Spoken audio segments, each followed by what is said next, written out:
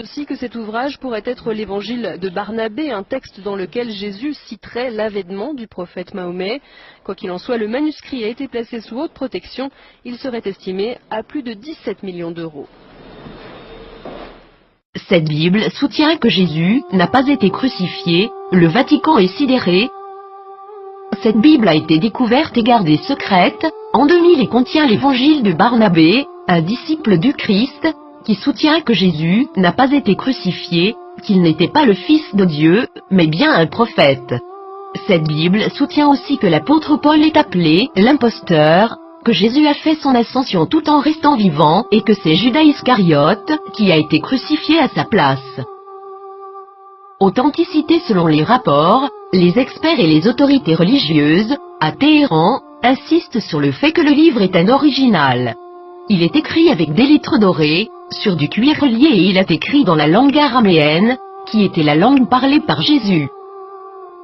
Le texte principal maintient une vision similaire à celle de l'islam, contredisant les enseignements du Nouveau Testament de la chrétienté. Jésus a aussi prédit la venue du prophète Mahomet, qui a fondé l'islam, 700 ans plus tard.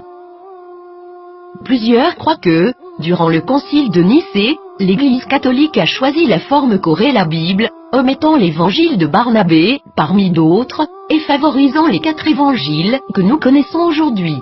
De nombreux textes bibliques ont commencé à faire surface depuis ce temps, incluant ceux de la mer morte et les évangiles gnostiques, mais cette Bible semble tout particulièrement inquiéter le Vatican. Qu'est-ce que cela signifie pour les religions chrétiennes et ses adeptes? Quelque chose d'inconfortable. Le Vatican a demandé aux autorités turques de pouvoir examiner le contenu du livre.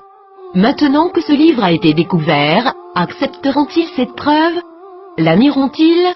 L'appelleront-ils un mensonge musulman, comme l'a fait le magazine Truth en 2000? Pour plusieurs, ce livre est un rayon d'espoir et les croyants réaliseront bientôt que l'objet de leur adoration est arbitraire et que tous les textes, spécialement les textes religieux, sont sujets à l'interprétation. Qu'est-ce que cela signifie pour les athées, les agnostiques, les penseurs séculiers? Ce texte est-il réel? Est-il contrefait? Est-ce important?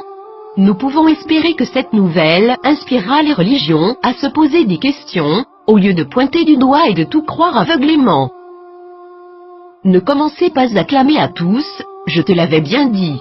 Le plus grand danger de la foi se présente lorsque les gens croient ce qu'ils veulent croire, défendant cette croyance malgré toutes les preuves du contraire, spécialement si les preuves apportées révolutionnent les bases de cette croyance. Et le grand coupable, dans tout cela, est le piège de l'ego, rejeter, critiquer les autres parce qu'ils ne sont pas comme vous. Durant des siècles, la défense de la foi aveugle a mené les nations à la guerre, à la violence, à la discrimination, à l'esclavage et à une société d'automates, et tout cela a été justifié par des mensonges.